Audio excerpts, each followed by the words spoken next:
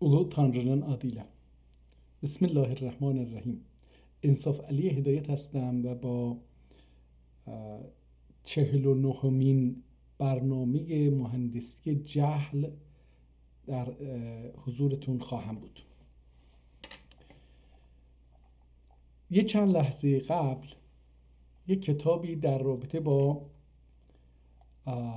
شاه اسماعیل و همچنین در حاشیه با دو داستان در 24 صفحه مواجه شدیم که کتاب در 1330 هجری قمری نوشته شده، در عثمانی، در دولت عثمانی نوشته. دو داستان در یک کتاب، یکی در متن کتاب، یکی در حاشیه کتاب.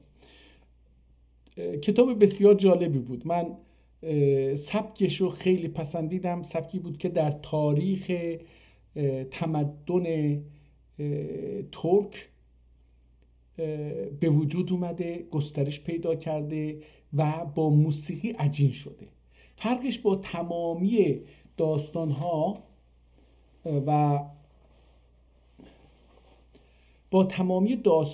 و تمدن‌ها در این هستش که تا اونجایی که من میشناسم، به خصوص تمدن‌های غربی، در این هستش که داستان در ترک و حکایت در ترک، در تمدن ترکی، ملت ترک، با موسیقی همراه هست و موسیقی هم یک موسیقی ساده مثلا فرض بکنید که یه آهنگ ثابت دائمی نیست. هر حالت روانی که در اون داستان وجود داره، شعرش متناسب با اون هست. یعنی اگر اون عاشقی که داره داستان رو تعریف میکنه، اون عاشق چی داره داستان رو تعریف میکنه، وقتی با یک داستان رزمی رو میخواد تعریف بکنه، اونجا یک قهرمان میجنگه، در حین جنگ اون داستان یک صدا و موسیقی باید جنگی باشه. وقتی که مثلا یکی مرده عزاداری میخواد بکنه، اونجا موسیقی و آهنگ و صدا باید غمگین باشه.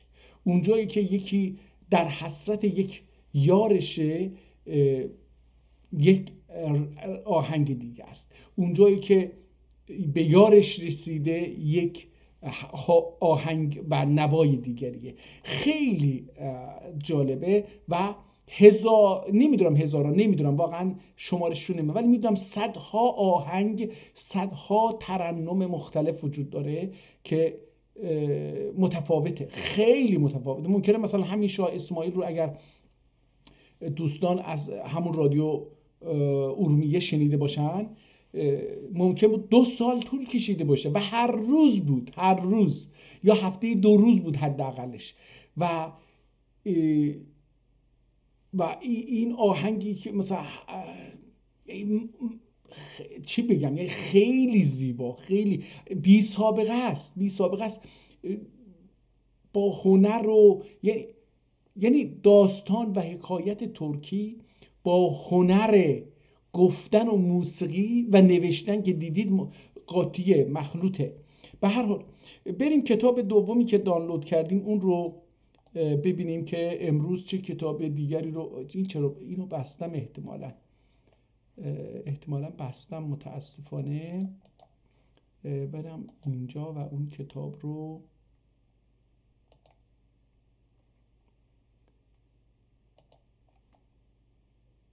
احتمال میدم که هر دو کتاب. این شاه اسماعیل، حکایت شاه اسماعیل، این که هیچی. بریم سر این کتاب ببینیم چی هست. این بالا قواعد زبان ترکی. خب اینجا هم میبینیم که این کتاب در کتابخانه مجلس هست. اطلاعات بیشتری در مورد این کتاب داره. بازدید شد 1382 از تصفیه جان. این بازرسی شد در 36/17. این هم در سال این کتاب از سانسور و از چیز نجات پیدا کرده، چون که بارها این کتابخانه مجلس و کتابخانه های دیگر رو اینا پاکسازی کردن، هم در زمان شاه، هم در زمان خمینی، هم در زمان خامنه‌ای. در هر 3 دوره، حتی در زمان محمد رضا و پدرش رضا، هر دو، یعنی حداقل 4 بار، حداقلش 4 بار این کتابخونه ها تصویه شدن و این کتاب جزو کتابای جان سالم به در برده و جزو کتابایی که چی میگن یا نسوخته یا خمیر نشده و یا به خارجی ها فروخته نشده. شکر خدا. حالا احتمالاً توش دست برده باشن اینا، این یه چیزی دیگه است. کتابخانه مجلس شورای ملی، حالا کتاب رو داریم میبینیم، کتاب رو باز کردن به این شکل، داریم میبینیم این رو، دوباره همون صفحه رو داریم میبینیم، صفحه بعد رو. اینجا مجلس شورای ملی، اینجا یه مهر شاهنشاه هستش، یعنی در زمان شاه هم این رو 1302 این البته این تأسیس مجلس هست یا کتابخانه مجلسه، احتمال میدم مال کتابخانه مجلسه، برای اینکه مجلس خودش البته اون مجلس نبود دوستان، اون عدالت خانه مجلس مشورتی بود، حالا مجلس بود، درسته مجلس بود، نه اون در 1285 تأسیس شده، این در 1302 احتمالاً کتابخونه هست. دوباره همون مهر رو اینجا میبینیم و این کتاب رو باهاش روبرو هستیم، ببینیم که به چه زبانی هست و در مورد چی هست. فقط اول میبینیم که با 3 رنگ کتاب رو خطکشی کردن و این البته اینم یه چیز اینجاست، این نمیدونم چی هست، احتمالاً صفحه هست. این هم دوباره یک خطکشی دیگری در حاشیه کتاب که وجود داره، یعنی در اصل حاشیه رو خیلی چیز. اینجا هم دوباره میبینیم همین رو، تموم میشه اینجا، مطلب از اینجا دوباره شروع میشه. ببینیم چی هست این کتاب، ببینیم چند صفحه است، میتونیم ببینیم اینجا گفته 83 صفحه، یعنی 166 صفحه این کتاب هست. خطش جالبه، به نظر میاد که زبان فارسی هستش، همینجوری که دارم نگاه میکنم تندخوانی صفحه ها رو انجام میدم، صفحه فارسی هستش، اما در مورد زبان ترکی هستش. فقط اینجا یه حاشیه هم براش نوشته شده، ببینیم این حاشیه به چه زبانی هست. اگه بتونم بخونم این چیز رو، این الماز رو اینجا خوندم، ترکی باشه، احتمالا این ترکی هستش. شرط منفی هم شعر خردادخونه نمیتونم بخونم، احتمالا ترکی هستش. این طرف هم بود که احتمالا بذار ببینیم این طرف شاید بهتر بشه، این طرف رو نگاه بهش بندازیم.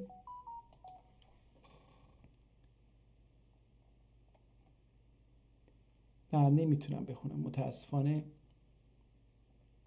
ولی به نظرم ترکی میاد، حالا ممکن ترکی نباشه. به هر حال از این بگذاریم. کتاب رو میخوایم حالا بعضی جاها رو با خط قرمز مشخص کرده، یعنی تاکید میکرده.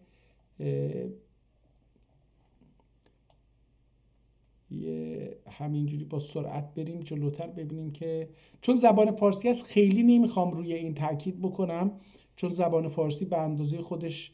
اینجا هم دوباره یک نوشته‌ای هستش که بذارید ببینیم این ترکی هست یا نه، چون که در نمیتونم بخونم.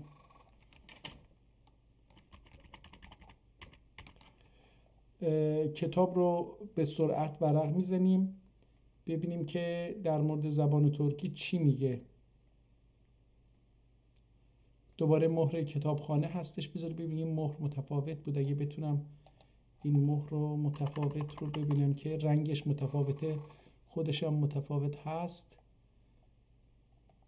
بله انگار که نه متفاوت نیست، مهر کوچکتریه و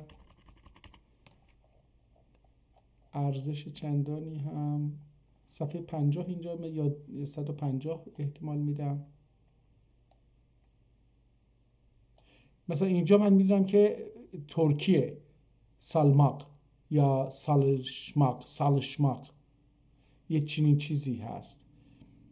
اونو دیدم. حالا کتاب قابل خوندن هست، در مورد قواعد زبان ترکی هستش، ولی الان برمیگردیم و کتاب رو نگاه میکنیم. خب پایان کتاب رو رسیدیم، دوباره برگشتیم اول کتاب، بخونیم از این، ببینیم که در مورد زبان ترکی چی میگه. بسم الله الرحمن الرحیم. شکر ستایش تحفه درگاه کریمی است که مداد همه اصول و مواد از قلم ایجاد آن بی انداد و ازداد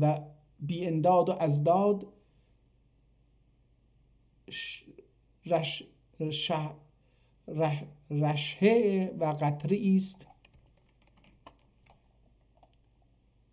ازداد رشحه و قطره است بر لوح و وجود چکیده و پرستش به افزایش هدیه بارگاه حکیمی است که شقایق حقایق است.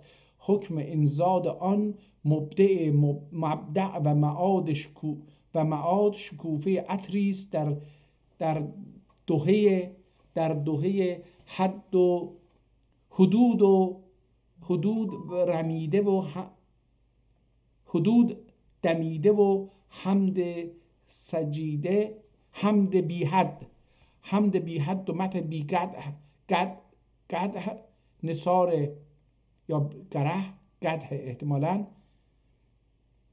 نثار آستانه ممکن واجب نشانه است که مردرد و چی نمیتونم اینا رو بخونم. درد خود در تهدید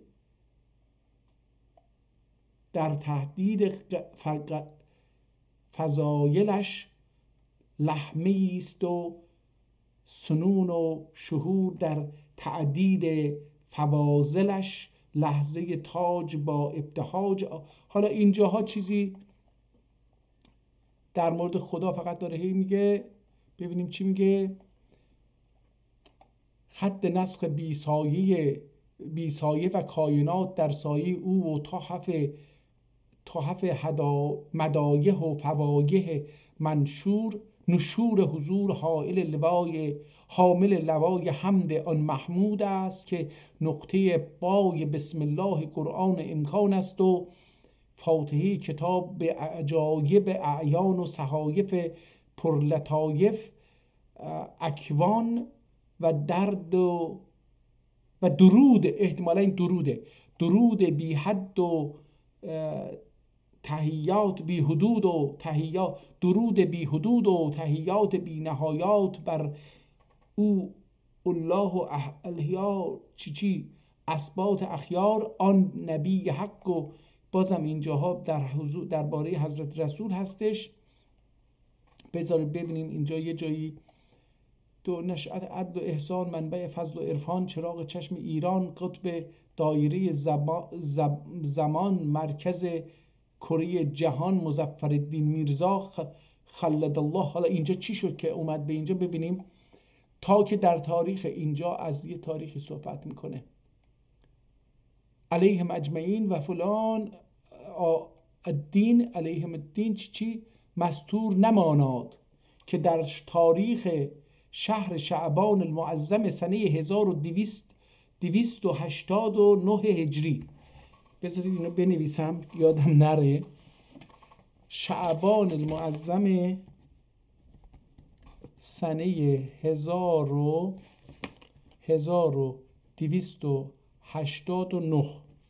4 سال بعد از صدور فرمان تأسیس مجلس توسط مظفرالدین شاه اینجا حالا هجری، اردوی کیوان پوی حضرت اقدس ولیعهد کیوان مهد کامیاب جنگ جناب گردن گباب مهر رکاب عرش آستان دار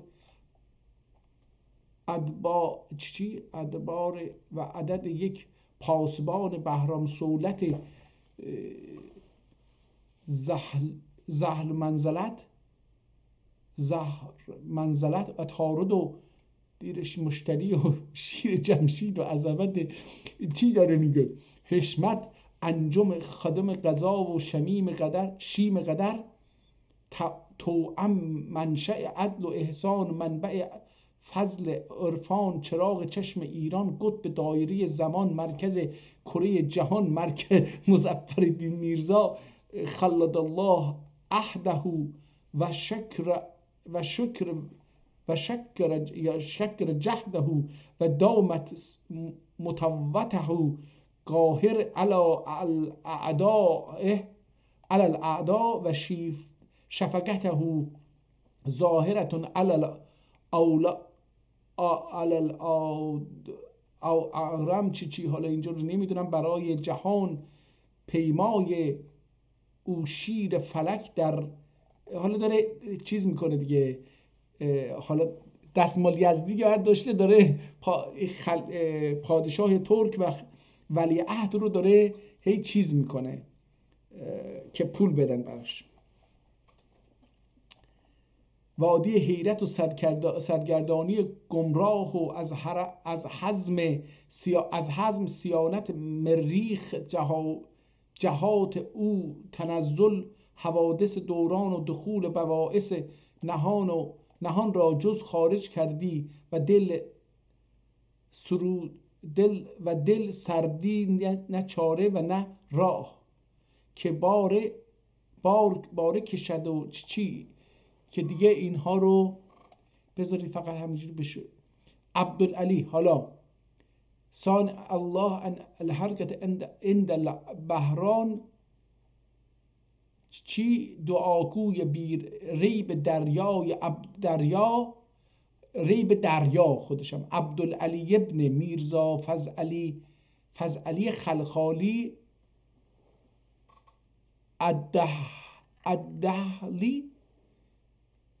الدهلی و الموطن تبریزی.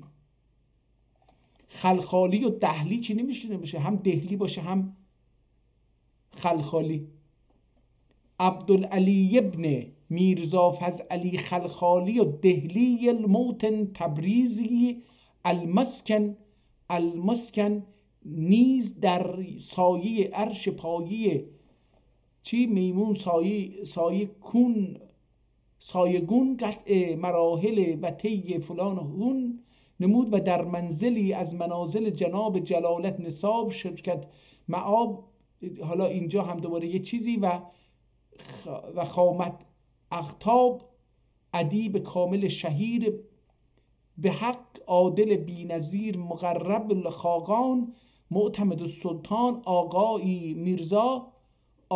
میرزا رضا دام دجل عالی مجدده العالی پیشکار جان نثار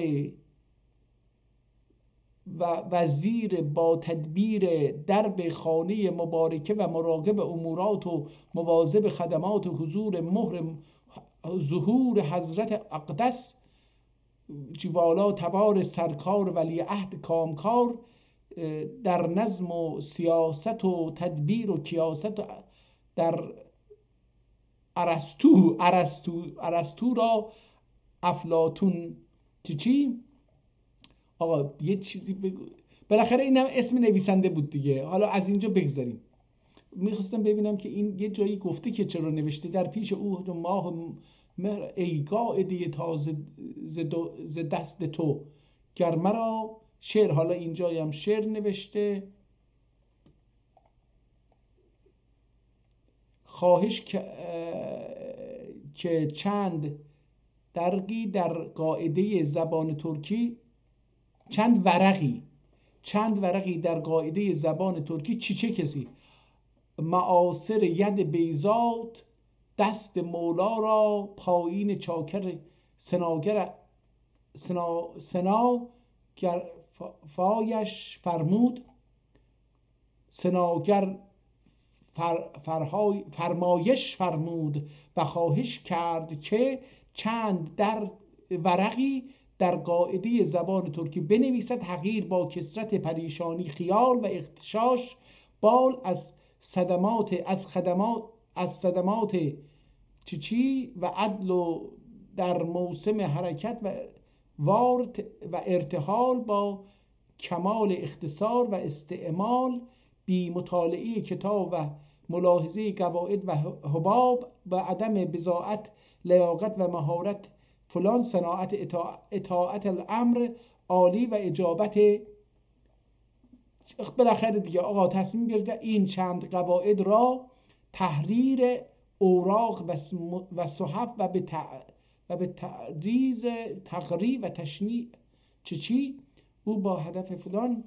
خب اینجاشو فهمیدیم. حالا ببینیم اینجا چی میگه. بسم الله الرحمن الرحیم. بعد از حمد احد و مدح احمد و آل امجد او که فرق میان او و ایشان همان نقطه صورت و تقدم و تأخر محل آن است، چنان که شعر ز احمد تا احد یک میم فرق است، همه عالم در آن یک میم غرق است. عرض می شود که کلمات لغت ترک چون کلمات لغت عرب این چیه؟ چون لغت عرب چی؟ بر سه گونه است: اسم است و فعل است و حرف. اصول افعال زبان ترک بر 4 قسم است: ماضی و مضارع و امر و نهی. و اسمش بر 2 قسم است: مصدر و غیر مصدر. مصدر از اسمهای ترکی آن است که در آخرش لفظ مک یا ماغ یا مخ باشد. مصدر پس اسمهای ترکی آن است. مصدر از اسمهای ترکی یعنی مصدر از اسم ترکی ساخته میشه آن است که در آخرش مک، ماغ یا مخ باشد. بنا به اصطلاح تبریزیان که آنها در مک و ماغ به عوض کاف و گاف همیشه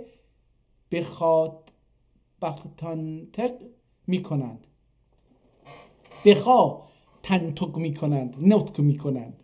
چنان که مک و ماغ و ماخی که هرگاه یکی از آنها را در آخر کلمه بیندازی معنی اصلی و اولی آن به تمامه زایل نشود و اگرچه فی الجمله تغییر بیابد، چنان که ثمره تصریف و تحویل امثله عبارت از آن تغییر فی الجمله است. حالا شروع کرد قواعد رو بگید که اول مصدر رو گفت. اول گفتش که چند تا اسم و فعل و از این حرفا، اسم و فعل و حرف. بعد گفتش که ماضی و مضارع و نهی و امر.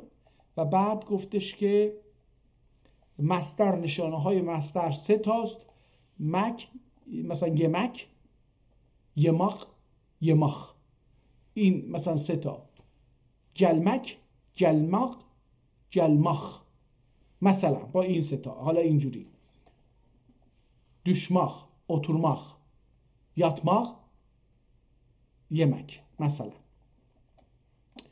اگر مثال همینجوری میزنم دیگه. من تو این قضیه ها خیلی فقیرم. حالا این کتابی هستش که تا اینجا فکر کنم بسه. من به نظرم خیلی دیگه روی این کتاب کار نکنیم. زبان ترکی خیلی، حالا خودش هم بنده خدا گفتش که چیز هستش، اما اسمش هم گفت، تاریخش رو گفت. ببینیم چند صفحه است.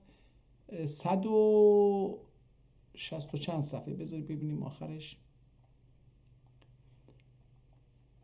حسب الحکم سرکار بندگان پناهی دام مجد العالی و مدزه الله المتعالی. چی اینجا؟ فی شهر شوال الکرم علی ید الاحقر الخدم چی محمد علی المنشی فی 1289. اینو نوشته محمد علی منشی. اسمش محمد علی منشی هستش. خودشو به این اسم بالاخره معرفی کرد. خب بریم ببینیم میتونیم یک کتاب دیگری اینجا. Türk دیره. حالا چون این ترکی بود اینم باز بکنیم ببینیم این ترکی که یک اروپایی نوشته اون چی گفته. این کتاب خوب خواهد بود برای کسایی که میخوام با زبان ترکی به فارس زبان هستن، میخوان یا دیگر زبان ها لور و بختیاری و گیلک و مازن و اینها، بلوچ و اینها، عرب، اگه بخوان با زبان ترکی آشنا بشن و نتونن زبان ترکی رو بخونن، بهتره که برن و از این کتاب استفاده بکنن که فارسیه. به زبان فارسی تلاش کرده قواعد ترکی رو بنویسه. اما کتاب دیگری که امروز میخوایم در 166 صفحه هست، حالا ببینیم که صفحاتش هم چه شکلی هستش، این هستش که یه خارجی نوشته. ببینیم که این جلد رو میبینیم و اینجا یک چیزی که به لاتین نوشته شده، دوباره لاتین و اینجا لاتین و ترکی به الفبای ترکی عربی، دوباره به لاتین و ترکی عربی. فکر میکنم کتاب به این شکل خواهد بود، دوام خواهد داشت. اینجا باید برگردیم ببینیم که اینا چی هستن. فارسیش هم اینجا هست. خانه ما را، خانه ما به خانه ما، خانه ما را از خانه ما. اینجا به فارسی هست. بله، به فارسی، به ترکی، به چند تا زبان دیگر.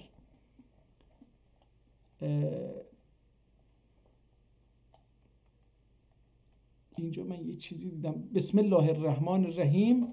حالا اونجا فکر می‌کنم که پرچم من آذربایجان،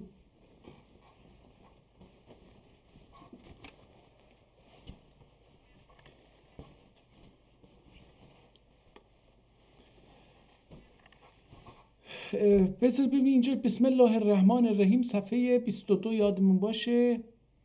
بال نزارده لادیز الله گلی در شماخیه 8 gün Cemaadül اول. این جالبه، یه تاریخی اینجا بالتزار احتمالا بالتزار باشه ولی بالتزاریده لاوزیر الله گلی در شماخیه 8 gün Cemaadül اول 1683. این به مسیحی نوشته این تاریخ رو. 1683 در اون تاریخ. حالا این یه وزیری بوده الله گلی دور که شماخی شهرنده بوده. بالتزارده احتمالاً اسم شهریه، چی هستش، لاوزیر. حالا اینجا هم دوباره به همون سبک ولی به 3 زبان. حالا اینجا این چی هستش، توچماق مثلا. برمیگردیم اینها رو میخونیم. حالا یک کتاب رو همینجوری ورق بزنیم ببینیم که چیز جدیدی توش باشه نباشه. کتاب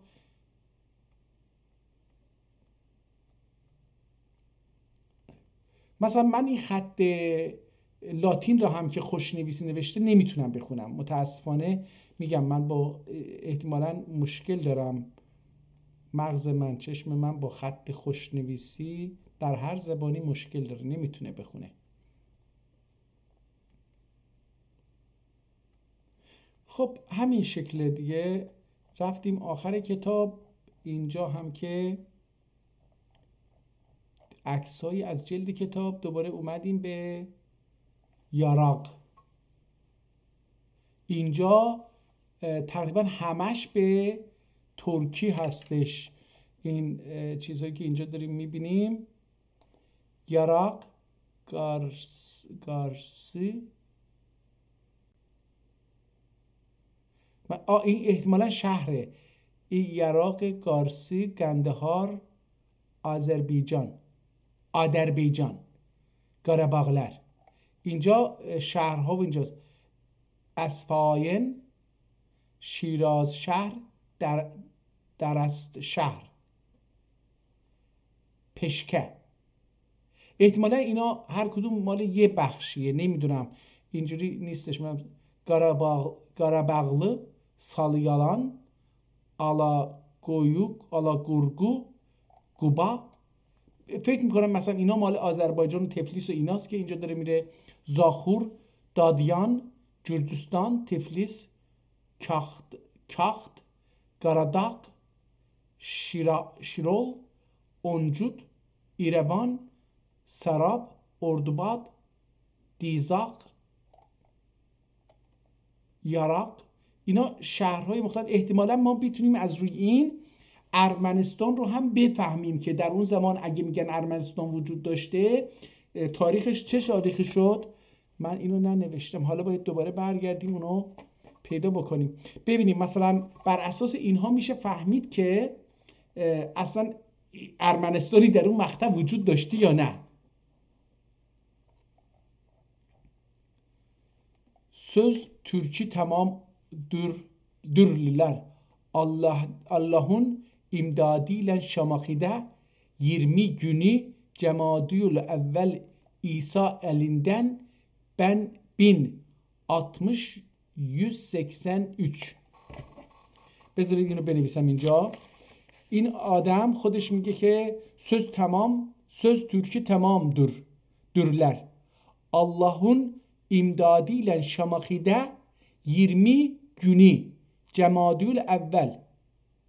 خب 20 جمادی الاول 20 جمادی الاول İsa elinden یا İsa elinden. İsa eli یعنی مسیحی به تاریخ مسیحی میلادی یعنی 1060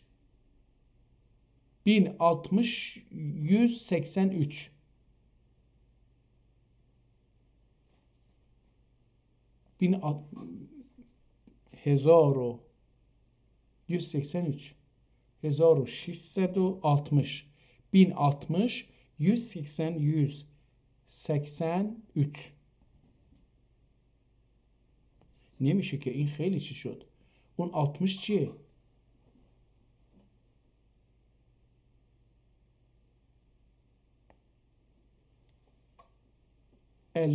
elinden İsa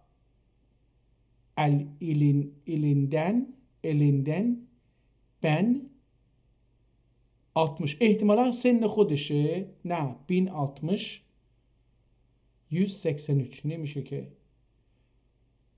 این 60 اینجا چی هست؟ بین رو بنین 60 183 1660 اینجا باشه. 1600 کامل بلد نیست عدد رو بنویسه، معلومه، برای اینکه 1000 رو اول میشه 1000 بعد 60 یعنی 1600 میخواد بنویسه. 1600 مثلا 100 اومده اینجا 1683 باید باشه. این احتمالا اینجوری میخونم 1683 این اینجوری خونده باید بشه، اما به نظرم احتمالا من دارم اشتباه میکنم.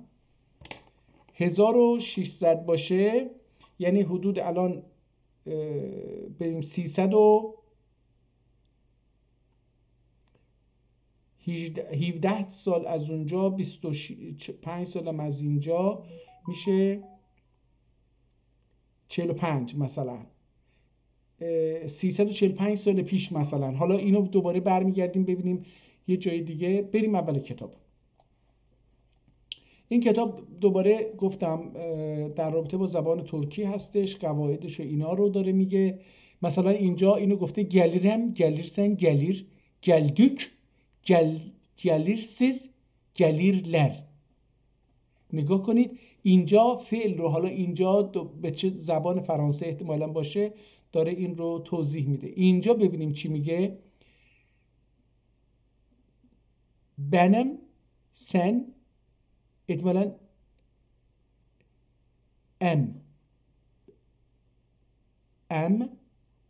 هم مثل همه، sen dur hek, siz, derler. Yani çi? Degülem, degülsen, degül, degüller, degülen, degülsiz, degüller. اینجا هم، sen, dur, هن، siz, dürler.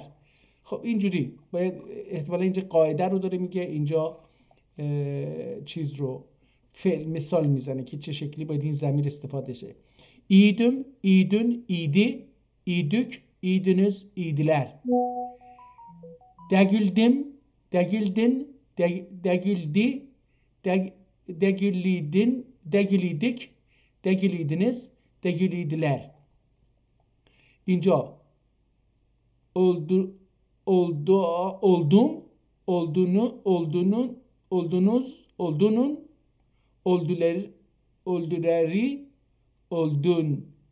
olduk, oldunuz, oldular. اینجا قاطی کردم یا خودش قاطی کرده. من بذارید بزرگش بکنیم، شاید این کمک بکنه که این بهتر دیده بشه. Degüllerim, dügüldüm, degüldüm, degüldüm, degüldün, dügüleri. احتمالاً dügüldüm یه چی میشه؟ dövüldüm, dögüldüm, dögüldüm, dögüldün, dögüldü, dögüldüm, dögüldün, dögüldünüz, dögüldüler. Ha, dögülmek. اینجا dögülmek رو گفته. Olmuş idim, olmuş idin, olmuş idi, olmuş idik, olmuş idiniz, olmuştular. Dögülmüş idim, dögülmüş idin, dögülmüşti, dögülmüş idik, dögülmüş idiniz, dögülmüştüler. داره زمانهای مختلف رو داره صرف میکنه. پس olacağım، olmuştum رو داره چیز میکنه، زمانهای مختلف رو. اینجا degülem، degülmaktan شروع کرده،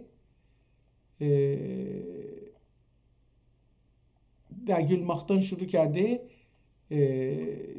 داره در زمانهای مختلف اشکال اون رو داره چیز میکنه. olmuşudum، olmuşudun، olmuştu. اینده degülmüştüm. احتمالا دو تا مثال هست. olacağım، olacaksın، sen، olacaktır، olacağız، olacaksız، olacaktırlar. Degüleceğim، dögüleceğim، dögüleceksin. دو تا مثال رو داره در زمانهای مختلف داره پیش میبره. زمانهای مختلف اون رو داره dögüleceğim، dögüleceksin، dögülecektir، dögülecekcik، dögülecektin. احتمال نه هستش احتمالا. dögüleceksiz، dögülecektirler. Al، alışık، alım، alınız، alsınlar. اینجا مثال رو عوض کرد با آل شروع، almak. Degül، degülsen، احتمالا بازم dögülmek hemen. Dövülmek. Dögülmezsen, dögülürsen, dögülerim, dögülünüz, dögülasınlar. Olayım. İnce albud, olmak.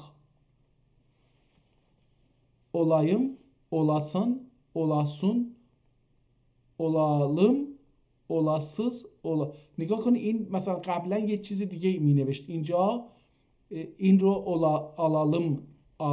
olalım نوشت، olasız، olasınlar. یا اینجا مثلا با مثل قبلی نیست، یعنی تو قبل یه چیز دیگه ای نوشته بود که مثلا نگاه کنید olansın. احتمالا این نون آخر رو دیگه اینجا میبینیم که بشه alasının، alalım. اینجا حالا چی بود این alalım؟ üçüncüsü olacaktır. نمیدونم من قاطی کردم. olmak، olmak olacak. Olmak. Olmak. Olmak.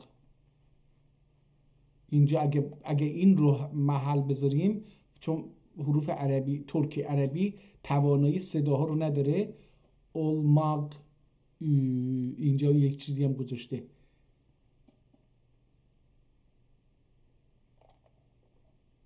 خب برعکس چیزا میبینیم که این هر فعلی رو کسرم، کسرسن، کسرین، کسرسیز، کسرler،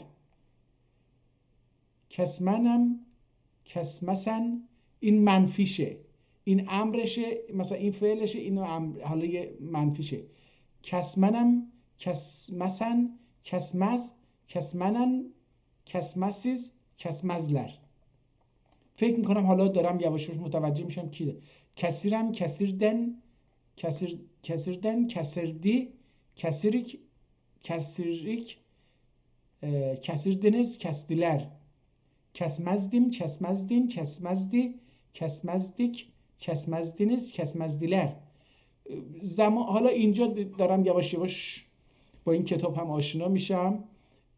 جالب هستش، بد نیست. بذارید چند صفحه برم بالاتر ببینم که چی میگه.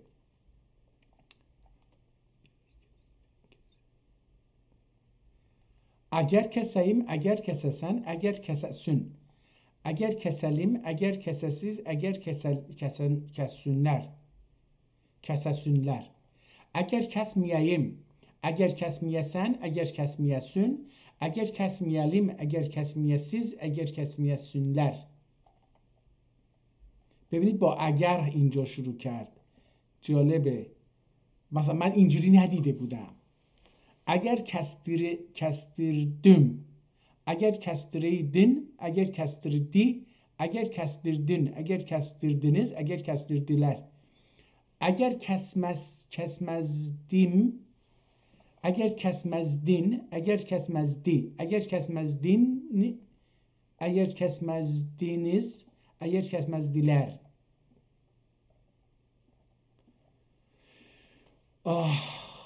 من با این جور چیزها از اول رابطه خوبی نداشتم. فقط زبان عربی رو تو این قضیه، صرف قضیه ها خیلی خوب بودم، هنوزم هستم فکر میکنم، ولی زبان ترکی رو نمیدونم متاسفانه هیچ نخوندم. چون من وقتی اینو رو میخونم اینجام درد میگیره. راستش بخوای برای اولین باره که کتاب میخونم تو این 59 جلسه، اولین باره که اینجام درد گرفت، برای اینکه من با این آشنا نیستم.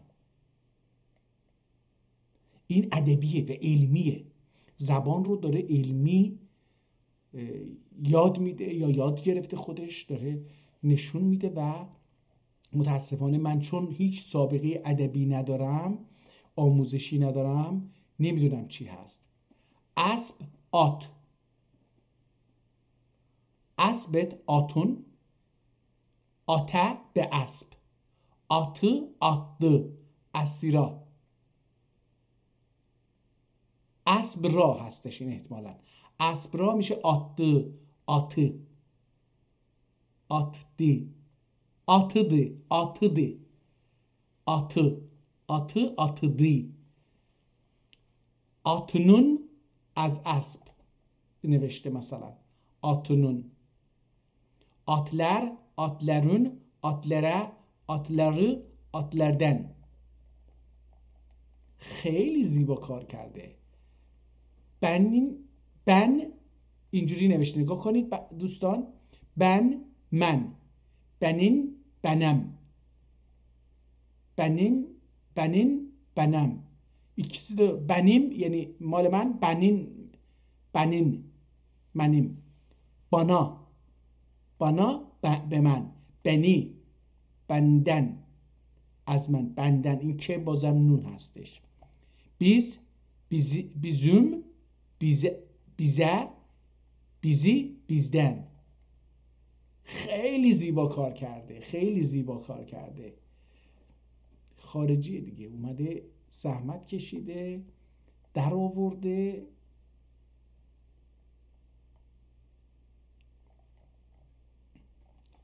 Al, onun, ona, uni, ondan.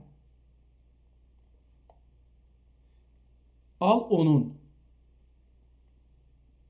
از این آل مثلا برای اینها چی کار میکنه؟ مثلا اینجا دیگه دوباره به چیز siz, sizin, size, sizi, sizden.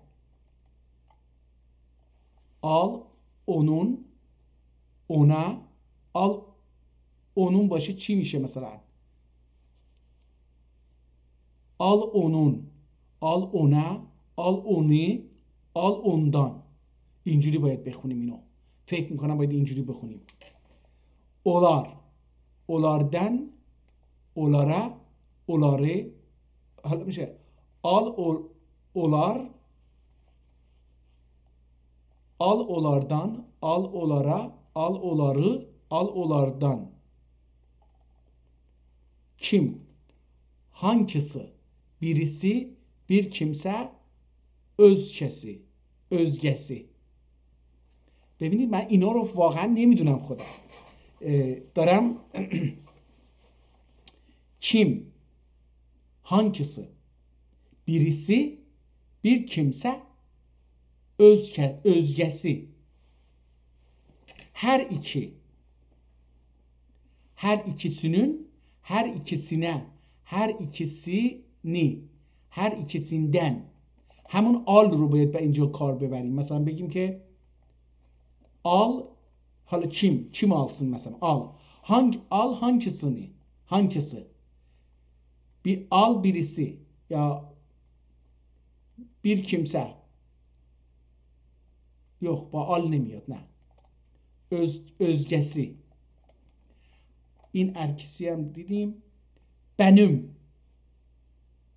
evim, oyun, ihtimalen iyon. Benim evim. Benim evim. Benim evimin. Benim evime. Benim evimi. Ev, اینم ایوه. ایو yazıp da ama eve, همون ev صدا رو با یه گذاشته. Benim evin. اینجا evim, ev, nun احتمالا خودم. benim ev, benim evim. اینجا باید میم باشه به جای نون. evin, benim evin nemiشه اینجوری. benim evimin, benim evimin mesela içi, dışı. benim evime gel, git, al. benim evimi sat, al. benim evimden git, çık. Bizim evimiz,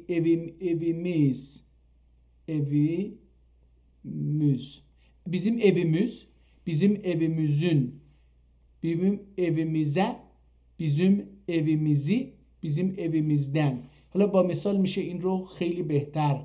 bizim evimizdir. bizim evimizin nakşesi mesela. Bizim evimize gel. Bizim evimizi sat. Bizim evimizden çık. Senin evin. Senin evlün. Senin evlün. Senin evine. Senin evinin. Nune. Senin evin. Senin evinin. Senin evinin kiri, bergi, suyu. Senin evine mesela çırak, ışık, yaraşan bir şey. Senin evine yaraşan.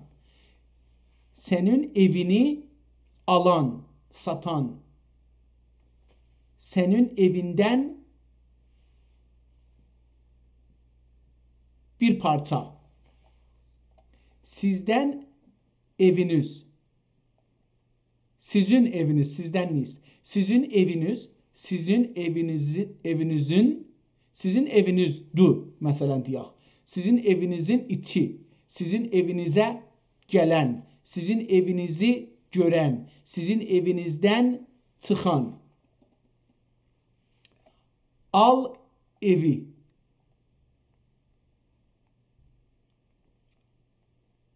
Al evi. Al evinin.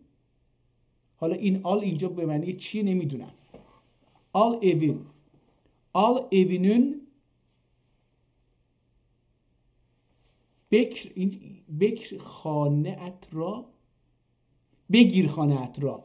ها، آل اویوی نمیشه، اینجوری ما نمیگیم، از اویوی که نمیشه خرید. آل اوی، آل اوی، ها bu evi al. Al evi. Al evinin içindeki. Al evine yaraşanı. Al evini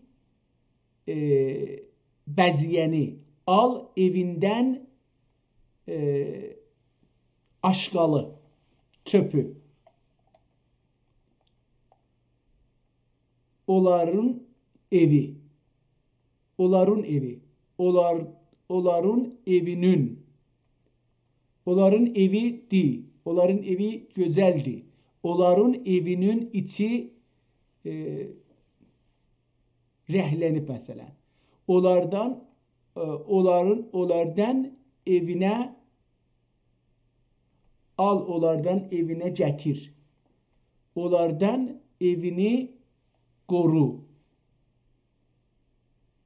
Onların evinden al, onların evinden bir parça. Mesela bir şey. Yaxşı. Ondan yaxşı. Ondan siz yaxşı. Hala ince çek. Çek. Ev işin. Ev işin. حالا اینجا یه چیزایی نوشته شه من دیگه نمیدونم. لی یا لو. odun, odunlu, odunli. Demir, demirli. ما معلومه odun, odunlu, demir, demirli. demirli. نمیشه مثلا این هر دو نمیشه اینجوری. این مثلا با قاعده زبانی ترکی غلطه. اخ، تنگیر، تنگیرینون.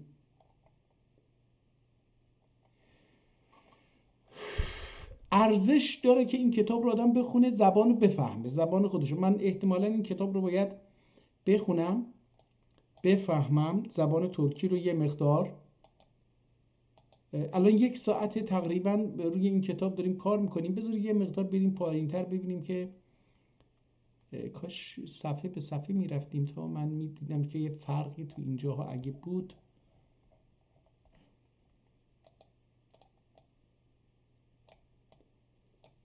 مثلا ببینیم اینجا چیه. من کتاب دیدم اینجا. باغ، Türkçe. Bağlamak. Yer, bu yerde. Saatlik, ağaç. Adbaxana. Ard, ne?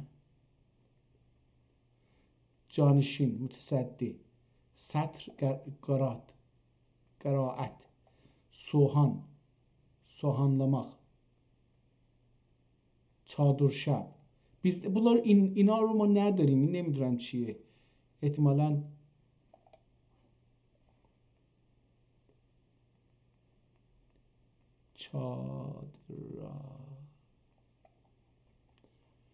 ما چادر شب نداشتیم هیچ وقت. این لغت در oxumuş kitap. Konaklamak. کاش اینجا رو مثلا آدم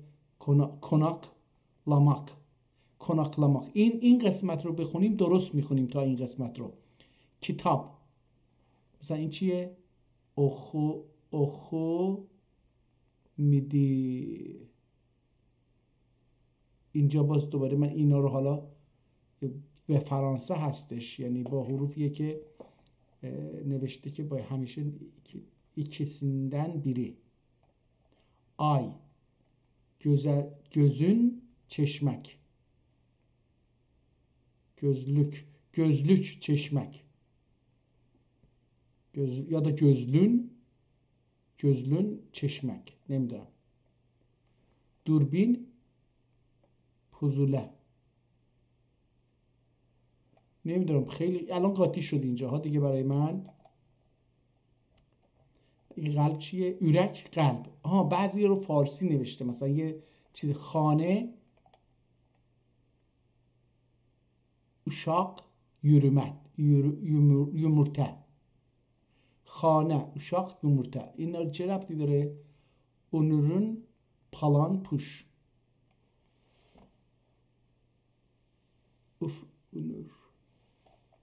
برک. الجک. ürek, ciger, ciger, dalak, dılak, dılak. Öpek, öpke, öpke, akciğer. Ödü, kursağı. Bogartuk. Bogartuk, boğarsak ehtimalen bu şeyin bogartuk neymiş? Küt, gebahe.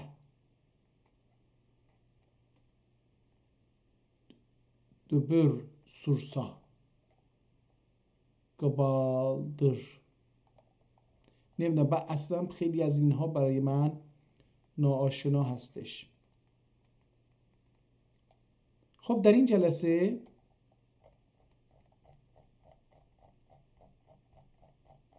با دو کتاب آشنا شدیم که یکی فارسی بود در مورد آموزش زبان ترکی به طور خلاصه و دیگری این کتابی که احتمالاً به زبان فرانسه هست، داره زبان ترکی رو یاد میده که حدود بگیم 400 سال پیش نوشته شده. یعنی این لهجه هایی که ما اینجا میبینیم بعضا من میگم نمیدونم به خاطر اینکه ممکنه درست باشه، ممکنه این آدم غلط نوشته باشه، اینم هست، ولی باید این چیز رو هم در نظر بگیریم که من زبان ترکی رو بلد نیستم. مثلا محرم، صفر، ربیع الاول، ربیع الاخر. حالا بذار ببینیم آیا اینها بن، یوربن، لک.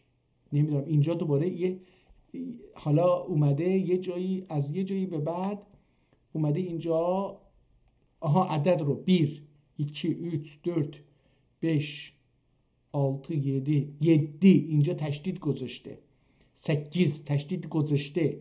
یعنی در آذربایجان با ترکیه هم این فرق رو داشته. دوگوز اینجا گفته دیگه، تشدید رو نذاشته. 10 11 12 13 14 15 16 17 18 19 20 20 30 40 50 اینا رو 60 70 80 90 100 1000 100,000 لک یا لن. احتمالا لک باشه، لن نیست. این دیگه مثلا خیلی بالا میشه دیگه. حالا محرم، صفر، ربیع الاول، ربیع الاخر، اینا بازار استسی، بازار ارتسی،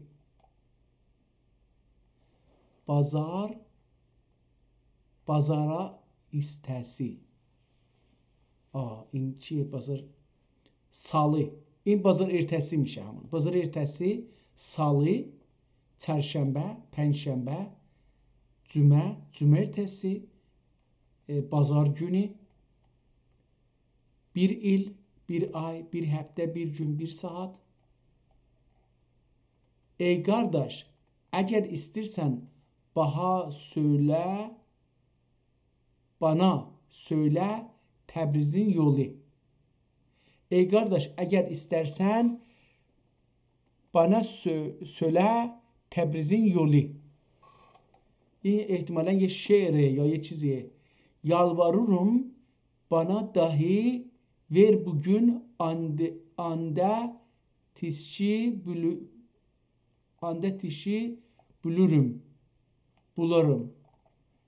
Bəli ağa, inanırım ki tuşarsan zira ki atın iyidir.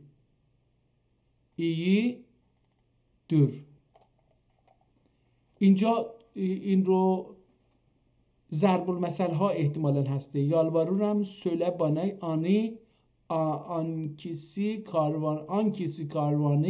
کاروانسرایی دور.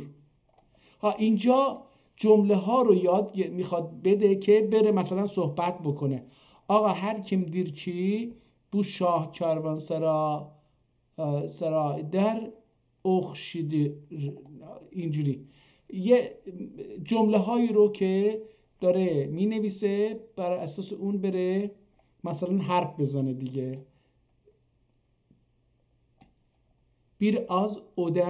biraz sirde höstlerden ürmende. نتونستم بخونم. خب رسیدیم دوباره به آخر کتاب که خب این هم از این کتاب دوستان. حالا یه کتاب دیگه مون که اینو تاریخ ینگی دنیا، اینو فردا میخونیم. پس امروز در این ویدیو با دو کتاب آشنا شدیم. یکی قواعد زبان ترکی با زبان فارسی، یعنی آموزش ترکی به زبان فارسی، و دیگری قواعد زبان ترکی و صرف و نحو اون به توسط یک، حالا بگیم فارس هم خارجی هم دیگه فرق نمیکنه، فارس هم خارجی هستش، توسط یه احتمالا زبان دیگری از یه اروپایی که رافائل دومان نام داشته اومده یه کتاب در مورد ترکی نوشته. نه اینکه ترکی نوشته باشه، تلاش کرده یاد بگیره تا بتونه حرف بزنه. حالا احتمالا یکی از این جواسیس به قول چیز باشه که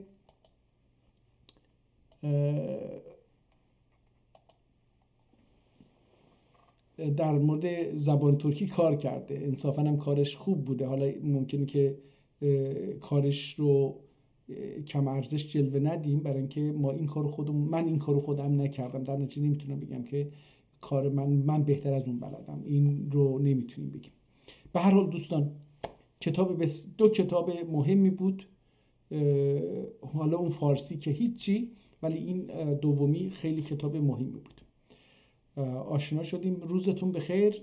به امید دیدار و مطالعه و آشنایی با